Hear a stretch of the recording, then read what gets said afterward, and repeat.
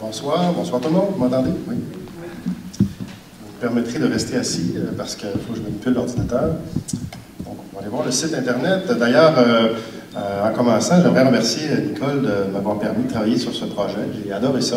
Je trouve que c'est un projet qui est très stimulant et qui est un sujet que je ne connaissais pas beaucoup. Et puis, j'ai appris beaucoup de choses d'ailleurs. Merci beaucoup, Mme Bouchard. Alors, pour commencer, l'objectif principal du site Internet, la plateforme en tant que telle, était vraiment de démocratiser le livre et les récits, de faire en sorte qu'une grande majorité de la population puisse y avoir accès gratuitement et, comme Mme Bouchard le citait tantôt, de permettre à ces gens-là de partager eux-mêmes leurs propres récits suite à la lecture des récits qui sont aussi disponibles sur la plateforme web. Alors, on va tomber un petit peu dans le côté technique. Je vais vous présenter un peu l'interface de la plateforme. On a l'identification de l'UQAC, bien entendu. L'UQAC est très fier d'être partenaire avec le projet pour Mme Bouchard. Ensuite, dans le menu de gauche ici, on a une petite description du site. Si on descend, c'est un mot de bienvenue qui explique aux gens qu'est-ce que le passage, qu'est-ce qu'on peut y trouver. Ensuite, vous remarquez, un petit peu plus bas, on parle de à qui s'adresse le site Internet. Comme je vous dis, je ne vous lirai pas toutes les pages, je vais vous inviter à aller les voir plutôt. Et puis, je tiens à souligner, quand on voit cette photo-là, que chaque photo a été choisie afin d'illustrer les articles et les pages du site pour donner vraiment une signification profonde aux textes qui sont en dessous. Ils ont pratiquement tous été choisis par Nicole et son collaborateur Mathieu. Alors, on parle de l'auteur ici. Si les gens qui veulent se procurer le livre aussi, la version numérique et la version papier sont disponibles dans cette page-là. Et on invite les gens à faire une contribution volontaire avec l'onglet d'en dessous.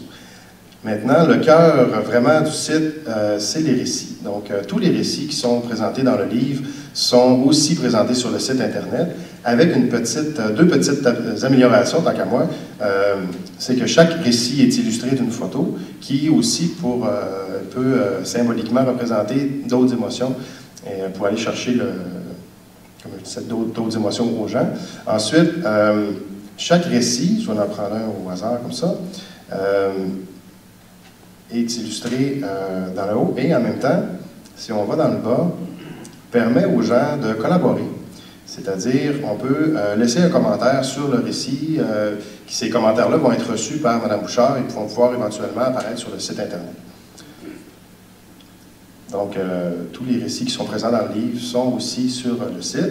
Ensuite, la deuxième partie importante, c'est vraiment la section blog, dans laquelle Mme Bouchard va commenter l'actualité en se positionnant comme experte dans le domaine pour être capable de commenter l'actualité. Ici, on a un article sur la loi 52 et les soins de fin de vie. Et à la fin, on pose une question et on invite les gens à participer et à alimenter une discussion par rapport à ça. Donc, ça vous invite à revenir sur le site Internet et à participer au fil de l'actualité. Ensuite de ça, une section référence, la section En savoir plus, c'est des questions répondues par Mme Bouchard, comme par exemple quoi faire avec les cendres, on peut aller voir là-dessus, puis on se rend compte qu'il y a certains rituels qui se perdent et les gens ne savent pas trop comment réagir dans certaines situations. Alors, Mme Bouchard propose des pistes de solutions dans cette section-là. Ensuite, la section d'après, le coin photo, qui présentement est presque vide. C'est quelques photos qu'on a mises, là, qui sont des photos qui illustrent déjà des articles. Par contre, on va inviter les gens qui vont visiter le site à partager leurs photos et puis à les expliquer, à voir c'est quoi la symbolique que ces photos-là représentent pour eux autres. Donc, éventuellement, dans le futur, dans le développement de la plateforme, on va avoir plusieurs photos qui vont être prises par les visiteurs du site. Ensuite, on a la section « Partager mon récit ». À cet endroit-là, il y a des instructions, comme l'atelier d'écriture, qui expliquent aux gens comment faire pour partager leur vécu et écrire éventuellement un récit qui, souhaitons-le, pourrait faire partie d'un volume 2 du livre et éventuellement alimenter la plateforme.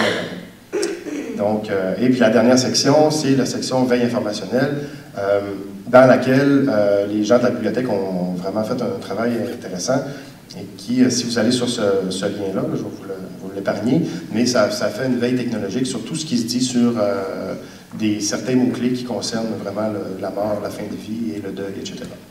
Donc, je vous remercie. C'est tout ce que j'avais à présenter.